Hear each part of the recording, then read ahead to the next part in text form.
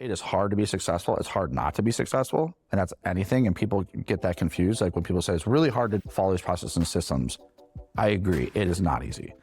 It is very hard to fail. So pick your hard. Which one do you want to do? Me, I opt for picking the hard of following the processes and standards. That's Steve Glozik, president of FP Property Restoration and one of the best in the restoration business. 14 years ago, before FP had multiple locations across Florida, it was just one determined person with an idea and a conviction. That person was Steve, and his philosophy, what he calls picking your hard, would ultimately transform how his team handles everything, from burst pipes to catastrophic hurricanes. In those early days, there was no binder of best practices, no handy tech, just trial, error, and quickly learning from mistakes. Every water damage call meant a new lesson. Every mold remediation job revealed another process that needed refinement. For 10 years, that mindset took them pretty far. But in a place like Florida, where storms can level entire neighborhoods, just winging it wasn't going to work forever. And that truth hit home when Hurricane Ian tore through the state, swallowing entire neighborhoods and turning beachfront homes into driftwood. Teams like Steve's were the lifeline. Suddenly, everything they had been refining, every process and standard was tested on the biggest stage possible. As Steve puts it, without those systems in place, his company might not have survived. Instead, they discovered that having real, documented processes can make the difference between barely surviving and truly thriving when disaster strikes. So how did FP Property Restoration go from ad hoc fixes to a meticulously organized playbook? And what does picking your hard really look like day to day? My name is Travis Martin, and you're listening to the Restoration Playbook Podcast, where we break down how top restoration leaders build unstoppable teams. In this interview, Steve and I dove deep into how FP went from building the plane as they flew it to a scalable, repeatable, predictable playbook. I asked Steve what this transition was like, because there was no guarantee it was going to go according to plan. Becoming process-driven meant rebuilding their company culture around a shared expectation of excellence and continuous learning. And as we'll hear, it also meant recognizing that pushing people to work harder isn't sustainable without also helping them work smarter.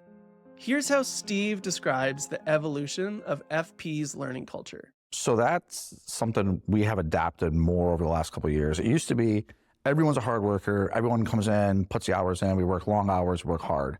And that's great until you burn people out, including myself. Yeah. And we start having these conversations with people that had been there for a couple of years and saying, maybe it's a technician who takes down walls.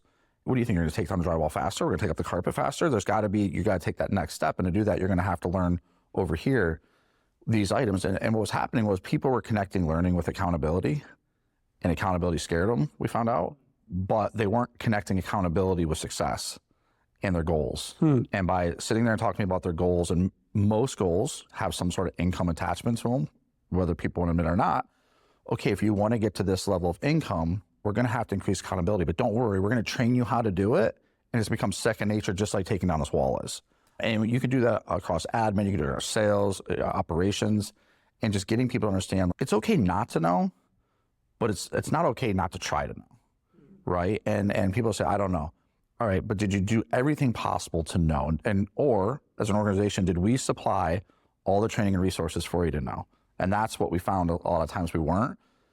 So starting to put those options in front of people like KnowHow, where it's okay, we're not going to go schedule a 4-day class where we have to fly everyone out and select who gets access to the knowledge. Everyone's got access to the knowledge. Here it is. If you want to know, it's here, go find it. We'll show you how to find it. We'll probably sit there and review it with you, but there does get to a point you're responsible to know it. And if you show that you have the ability or the willingness to just grow, and there's people that shock us every day that we wouldn't think would do that, we're going to make for sure that you're on an upward trajectory at the company. So what I hear you saying is, step one, make sure that the information employees need so they can grow is available to them. And then set the expectation. If you don't know something, the onus is on you to get that answer. Is that right?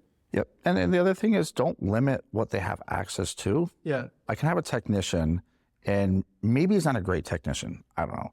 And he wants to be an estimator. Oh, he can't be an estimator. Who am I to say he can't be an estimator? Put that information for him. Let it accessible to him. He might have this data or technical capability that other people don't have. And we're finding that we're not always right about the career path they should be taking. But if you track what they're trying to learn, you get a better idea of where they want to be. And if you put people where they want to be, they're going to be more successful. That's so interesting, because I think because in the restoration industry, the roles are so well defined, what a good water tech looks like, what a good estimator looks like, it's easy to create these boxes for people's roles and say, what's the Venn diagram overlap between you and the perfect water tech? And that's basically the only way that I'm measuring you. But you guys have fought to break down the barriers of that box. Is that correct? 100%. And there's also the capability now people can work multiple positions. Maybe you have these people that they can come in and be as utility employees, which is great. And they know mitigation and they know repairs. And oh, by the way, they're really good on their feet and they can sell an account. And these people they want to learn everything, which maybe ends up being an operations manager down the road because they're good at everything. Yeah, 100%. And it's not just pigeon-toeing someone to the position they're hired in. And I think that part also falls on management to be doing constant evaluations and not evaluating their performance, but listening to them. Like, maybe it's not always what they're doing at work. What are they trying to do? What are they trying to learn? Speak to their peers, speak to their PMs or technicians. Hey, do they ask questions? Are they talkative? What are they doing? How's their documentation? We go back and look at notes, and sometimes I'll look at a note in a project, like, who left this note? And I'll be a technician. I'm like, that's a pretty damn good note, man. Spelling's good. It's like every punctuation's great. It's long. It's very descriptive. And your wheels start to turn out, okay, we have someone here. Let's not just keep them in this tech role or labor role. I've heard the framework of you've got employee skill and you've got employee commitment, right? And sometimes when things aren't working out, maybe it's a skill issue or maybe it's a commitment issue. What I hear you saying is managers are trained at FP not to only assess someone based on their skill, but also look for employees with outsized commitment, because you can always skill them up. 100%. And commitment is tied to attitude. Yeah. And we're in an industry that when you're called on, it's already a negative situation. Yeah. And I think sometimes there's some negative clouds over the industry and you can get just negativity. Every day you're coming in doing the same thing and you're on call. So if you have someone that has this willingness to learn, they probably also have a damn good attitude as well. And people have a good attitude in a negative industry. People want to work with them. I've had people come through that have amazing skills, but the attitude and the drive's not there. They become complacent. We don't want the complacent person. It's like the turtle in the hare. Yeah. We want the person who's going to continue coming up. And while they're doing it, they have a good attitude, because that's also contagious to people around them. So walk me through that scenario where you have someone who is highly skilled, but the attitude is not there. And frankly, they're complacent about it. They just, for whatever reason, they're naturally good, it seems, at what they do. But you can tell that overall, they are not living the value you have of learning and growing. What do you do in that scenario? In the past, that was a difficult proposition. Now, if you're constantly encouraging everyone to learn, over time, it starts to root itself out, because that same individual has this high skill set. No one can do what he or she can do. Now today, someone can do that skill set, or someone can do more of the skill set. And they start looking around them and they realize they're a little bit complacent. And usually that's that nudge they need to get back to learning, or they're just not a good fit for the organization because maybe they would just want to be that good person and not put the time in anymore. The generation that we're hiring now as technicians, they want to learn. They do not look like technicians that we would have hired 4, 5, 6 years ago. I just worked with a group of them last week for the whole week, but they want to know why. They would just show them how, maybe explain it to them again, and then they're going to do it. And these are the guys that are maybe a little bit more quiet in the room, but give them a month, give them 2, give them 3 months, and the person that's complacent is going to be like, oh man, these guys are doing the skills that I've taken for granted because I thought I was the only one that could do them. The research that we've done totally backs up what you're saying, which is young people, Gen Z, they are interested in learning and growing. However, I mean, you're a restoration company, you're not a university, right? There's a job to do ultimately. So how do you balance, hey, we're not in the business of self-fulfillment here, and you just patent your resume. ultimately, we've got customers to make happy. How do you guys balance those two, that learning and development, while just executing on the day-to-day? A couple things we've done. We've staffed up more than we normally would. And what that does is gives us the ability to still get the work done, but give people enough time to learn. Yeah. Maybe a 2-person job has 3 people on it that day. Just have to accept those changes, dings to the margin for the long-term victory. It's a short-term issue that you're going to overcome long-term. The other thing is when we're interviewing, don't misrepresent what we're doing. I just talked to a group of new hires Monday before I came up here to Orlando, and I said, hey, this is training. You need to soak it in. You have 2 weeks in here, take it and ask questions, because when we get out there, it's hard and it's fast and we don't get these frequent breaks, and tell them, like, so just take your time and do it. And then also just constantly delivering the same messages to people of communication, learning in the morning meetings. And when it's busy or super busy, make sure that our team, our leadership team, slows things down for a minute. Don't push, stop for a minute. If we have to stop for 15 to 60 minutes in a 24-hour day to go over a topic or a process we're having a hard time with, it's going to save us days, weeks, months on the back end. So I think it's that 30,000-foot view down of the organization and understanding it's great to go, but we don't want to lose people along the way because they feel like they didn't know what they're doing, or they're rushed, or they're uncomfortable with the pace because they didn't know why we were doing something. So there's a lot of moving pieces to it. Getting everyone to buy into that idea of, hey, just stop for a minute. If we tell them why they're doing something and show them why they're doing something, they're going to do it 100 times over again, right, without you having to tell them again. Correct. And that time, if you add it up, you're going to save tenfold of what this lesson's going to cost. I think it would be pretty easy to determine if the day-to-day aspect of just doing restoration work, if you guys started to slip, right? Your revenue would go down, maybe customer complaints go up. What are some of the ways that you measure whether you're hitting your goals for training and development and creating that learning curve? Well, first of all, the customer service is a big aspect. Are our employees able to communicate with the customer what we're doing and why? Or does it all defer back to one person? That's an issue when that happens. This is knowledge silos that you guys talk about. We don't want that. Also, these individuals, maybe the project managers that are those knowledge silos, are they stuck? Are they stuck because they are the knowledge silo, or are they able to move up? Because ideally, we want to take off responsibility from some people so they can start their upward growth again. We don't want them complacent either. So it's seeing people fill in behind, maybe take a task or 2 at a time. Maybe suddenly a technician's taking documentation on that a PM would do. Maybe they're sending out our 24-hour communication. Maybe they're taking a phone call or giving a phone call to an adjuster. I think just paying attention around you to even those mid-level, those B-level guys, and seeing, are they super stressed as you add pieces, or is it taking off? Even at the admin level, as we add coordinators, does our claims manager still stress running around, or does she have more capacity now to look at data and talk about trends? So it's many different levels, analyzing people's performance and making sure that everyone has the ability to move up and not be that complacent person in the company. On that note of moving up, how do you guys turn an employee in a role into a career path? Like, how do you make that path known to the employee and help them understand, this is where I'm at today and this is where I could be? So we're in this right now as a company.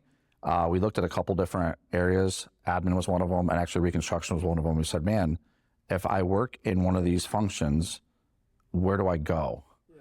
And we didn't see the path. So we actually had to go back in and look at where we had bottlenecks and create positions that maybe aren't present today, but will be present in the future.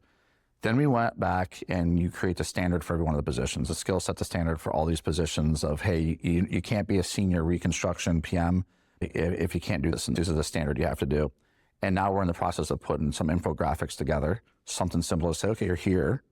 This is this right here in your division. And here's how you get there. And here's the skills you have to know along the way. What you do is you get a lot of questions along the way of, how long till I get there? It's, well, no, this is a skill set. Yeah. That you determine that. Yeah. You know, you can come in tomorrow and you can say, on the technician level, we have technician level 1, 2, and lead technician. And we go, how long do I have to wait to be a lead technician? I go, no one said you had to wait. Huh. But we also know there's a lot of time that comes into getting that skill set. So there is a learning curve, but that learning curve is dependent on you. If you want to come in and get a raise in 6 months, you can come get a raise, learn all this stuff right here, and we're going to give you the ability to get access to it. No one's going to hold back on any information. That's so smart, because what I hear is you're giving your staff agency to determine their own career growth. This is not some union that says, hey, after 7 years, you get a pay bump and this, that. It's actually, you determine the ceiling. We were having people come into reviews and say, I'm looking for a raise. And there were these difficult conversations because you're asking, okay, great. What skill set do you have today you didn't have last time we spoke? And they look at you and they couldn't identify it. So we determined, okay, maybe that's on us. So we started putting these skill sets together. And as people saw it and said, okay, wait, if I can get here, I get $1 or $2 an hour raise, great. And then you get individuals that are eager to get there. And you're saying, we're just not going to put you there. You're going to have to show us. We'll show you how to do it.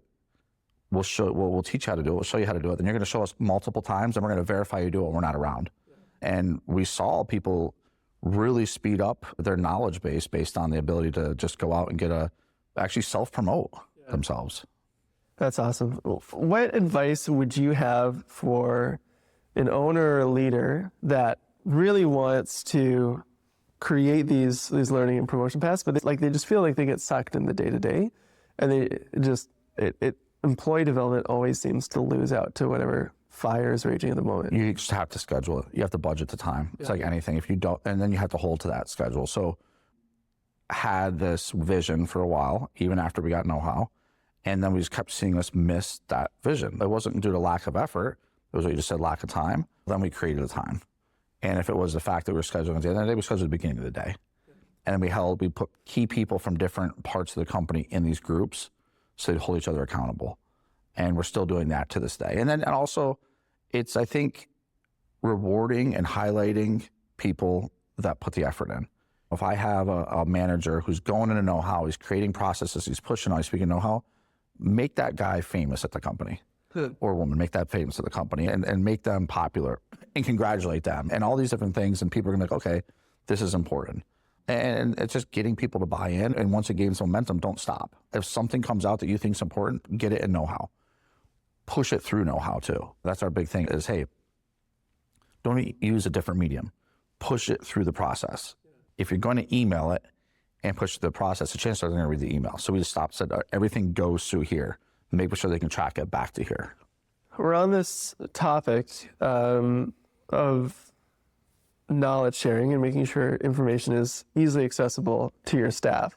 How have you guys taken some of those measures to make sure that employees have access to all the information they need, including what they need for their role now and what they need to grow into their next role at their fingertips? So we're blessed. We have a great HR person in Heather Harbin. And when someone comes aboard, they get on board, she has these amazing checklists, and she tries to get everything on there. And that checklist is always evolving. And there's this, okay, we're going to check it. And then part of their onboarding is we're verifying with them. You can get access. You can log in. You can get here. And then there's these spot checks along the way. We'll go to a market and do a checklist of say, okay, here's the things that are critically important to your market. And one of them might be the whole entire MIT team can show me they can log into KnowHow. And then show me. And you'll have people that say, I lost my password, or I lost my iPad and stuff like that. But you have to do these spot checks. And then as a company, you constantly have to verify everyone has access. You have to get away from that very archaic, we have to limit access because of this. If you're limiting access to something for an employee, you have to question if that employee should be there, right? Because these people are going into, your team's going into people's homes and businesses. So it's fair to say they should be able to get access to simple things like carrier guidelines, core values, or various policies that exist in the company. Steve, you brought up something which is an old school mentality to say, I don't want to give too much access. I think also you've got certain people in organizations that enjoy being the linchpin, right? They want to be the keeper of all the knowledge, but obviously that is just antithetical to a knowledge sharing learning organization. So when you were establishing this culture, how did you deal with people who have that proclivity of wanting to be the linchpin? That was a lot of fun. Yeah, I imagine. But I imagine there's people listening that are like, I don't think I could roll out. Yeah, it's not easy. You're going to have your key people, your most experienced people are going to be the ones that you might have to butt heads with a little bit. Yeah. And it's showing them the positives. Someone had a post on LinkedIn recently had to do with processes, and it said people aren't following a process or standard. It's either A, because it's not being enforced, or B, they don't understand the benefit to them. So it's the B, it's showing the benefit and ensuring they're not just someone trying to withhold information. And if they are, find out why. Some people do it. It's not job security. Your job is here. Your position's important to us. But you'll have individuals that will come in and say, talk about work-life balance. Okay, work-life balance. So if you want work-life balance, all these skill sets, someone else has to be able to do them. And we need to have, your first string, your second string, your third string. You wouldn't go to the Super Bowl with one quarterback. You're going to have a backup quarterback and a third string quarterback. And we have things that come up sometimes, and there's the individuals filling that can't do something, or they don't have a login. And we write it down. Hey, why does this person not have a login? Or where's the next person that has a login? Just these various things that I think it's not always intentional, but when it is, there needs to be some counseling that happens with the individual and saying, we have a vision for you. And the vision is not for you to be the sole holder of this information. That if you're only holding that information, you're pigeonholing yourself to that position. So what I hear you saying is you find out what motivates that person who's withholding the knowledge. Maybe it's job security, maybe it's the ego boost of being the smart one. And you help them see the vision of how they could grow and develop by getting on board with this. Absolutely. And the other thing is when they're sharing the information finally, be there. Be present with that training. What does that training look like? Hey, if person A is going to give the keys to this to person B, be there and make for sure it's 100% what you want and reinforce why we're doing it. So everyone in the room is on the same page. Everyone's got the same narrative as to why we're doing this. Hey, you're still in charge of this, but when you want to go on a nice family vacation, who's going to step in and handle it? And everything will be up to your standard and how you like it. So it's just really clearing that area of uncertainty as why something's happening. Yeah, that's speaking to that why. That makes a lot of sense. Last questions I have for you, Steve. These are just some rapid fire questions. First one, I'm curious if you have any timeless truths, sayings, like things that you've globbed onto that have been really helpful for you with the stormy waters, both metaphorical and... So there's a couple. One, I'm not sure who told me this a long time ago, but you can't care more about someone's job than they do. And it was just something, there's these individuals that you go through business and you just want them to succeed so much, and sometimes you have to step back and let them decide if they want to succeed. Another one's from a podcast, I just heard it repeated up in Canada. It's pick your hard.